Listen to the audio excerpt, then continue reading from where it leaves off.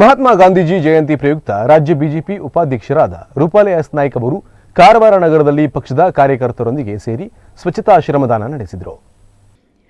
ಪ್ರಧಾನಿ ನರೇಂದ್ರ ಮೋದಿಯವರು ಸ್ವಚ್ಛತೆಗಾಗಿ ಕರೆಕೊಟ್ಟ ಸ್ವಚ್ಛ ಭಾರತ್ ಮಿಷನ್ ಪ್ರಾರಂಭವಾಗಿ 10 ವರ್ಷಗಳು ಯಶಸ್ವಿಯಾಗಿ ಪೂರ್ಣಗೊಂಡಿದೆ.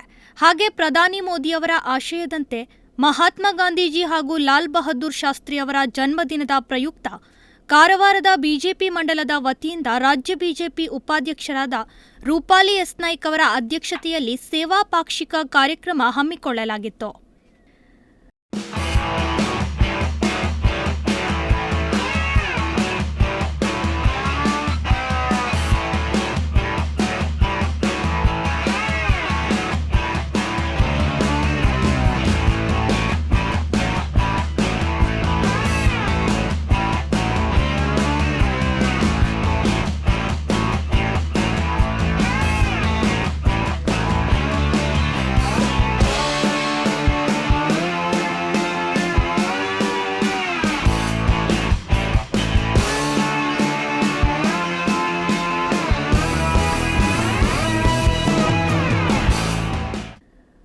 ಮೊದಲು ಮಹಾತ್ಮ ಗಾಂಧೀಜಿಯವರ ಭಾವಚಿತ್ರಕ್ಕೆ ಪುಷ್ಪನಮನ ಸಲ್ಲಿಸಿ ಗೌರವ ಸಲ್ಲಿಸಲಾಯಿತು.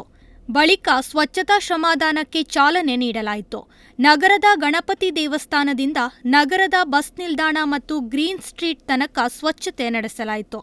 ರಸ್ತೆಯಲ್ಲಿ ಬಿದ್ದಿದ್ದ ಕಸ ಮತ್ತು ಪ್ಲಾಸ್ಟಿಕ್ ಸಂಗ್ರಹಣೆ ಬಹುಮುಖ್ಯವಾಗಿದ್ದು, ನಗರದ ಮುಖ್ಯ ರಸ್ತೆಯಲ್ಲಿ ಬಿದ್ದಿದ್ದ ಪ್ಲಾಸ್ಟಿಕ್ ಸಂಗ್ರಹಣೆ ಮಾಡಲಾಯಿತು.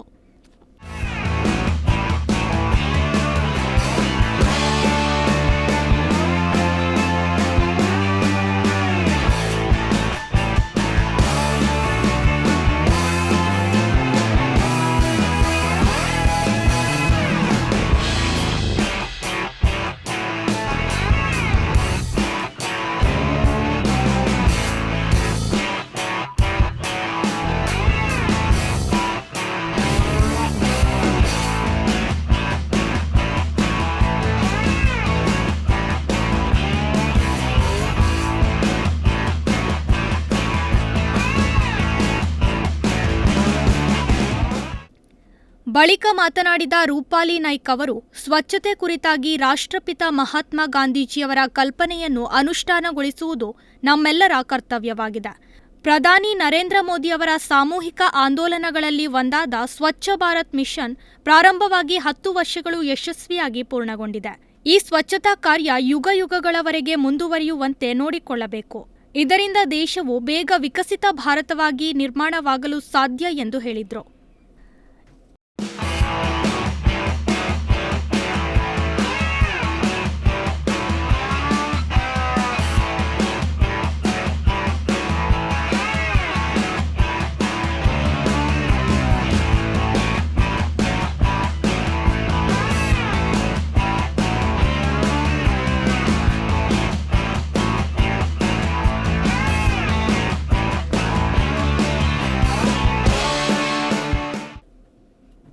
ಈ ಸಂದರ್ಭದಲ್ಲಿ ನಗರ ಮಂಡಲ ಅಧ್ಯಕ್ಷರಾದ ನಾಗೇಶ್ ಎಂ ಕುರಡೇಕರ್, ನಗರಸಭೆ ಸದಸ್ಯರು, ಮಹಾಶಕ್ತಿ ಕೇಂದ್ರ ಹಾಗೂ ಶಕ್ತಿ ಕೇಂದ್ರ ಅಧ್ಯಕ್ಷರು, ಮೋರ್ಚಾ ಅಧ್ಯಕ್ಷರು, ಪ್ರಧಾನ ಕಾರ್ಯದರ್ಶಿಗಳು, ಪದಾಧಿಕಾರಿಗಳು, ಬೂತ್ ಅಧ್ಯಕ್ಷರು, ಕಾರ್ಯಕರ್ತರು ಉಪಸ್ಥಿತರಿದ್ದರು.